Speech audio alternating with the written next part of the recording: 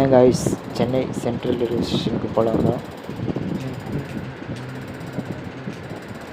வருது வருது வருது வருது வந்துடுச்சு.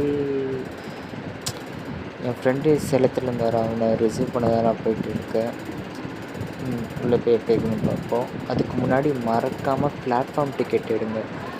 அதுக்காக தான் இந்த வீடியோவை மெயினாக நான் போடுறேன். ஏன்னா என்னை பிடிச்சிட்டாங்க உள்ளே போகும்போது பிளாட்ஃபார்ம் டிக்கெட் இல்லாமல் போனதுக்கு. பாருங்கள், இந்த லெஃப்ட் சைடில் தான் இருக்குது பிளாட்ஃபார்ம் டிக்கெட்டு. அது எப்படி ஒட்டியிருக்காங்க பாருங்கள். ஜஸ்ட்டு நார்மலாக ஜெராக்ஸ் பேப்பரில் போட்டு விட்டுருக்காங்க. இதே பெரிய போர்டில் வச்சுருந்தா கூட நம்மளுக்கு தெரிஞ்சிருக்கும் பிளாட்ஃபார்ம் டிக்கெட் எடுத்துகிட்டு போகணும் தான். பட் நார்மலாக வச்சுருக்காங்க. ஜஸ்ட்டு ரொம்ப நாள் கழிச்சு உள்ளே போகிறவங்களுக்கு தெரியாதில்ல எடுத்துகிட்டு போகணுன்ட்டு. அது மாதிரி நான் உள்ளே போயிட்டேன். போனோன்னே பிடிச்சிட்டு பிளாட்ஃபார்ம் டிக்கெட்டு எடுத்துகிட்டு வா, இல்லைனா ஃபைன் கட்ட 1000 ரூபான்ட்டு. இந்த ஆப்ஷன் எதுக்காக கொடுத்தாங்கன்னா, நான் ஆல்ரெடி மார்னிங் வந்த பஸ் டிக்கெட்டை ஷோ பண்ணேன். அதனால என்னை விட்டாங்க, இல்லைன்னா விட்டுருக்க மாட்டேன். ஓகே, பாய்.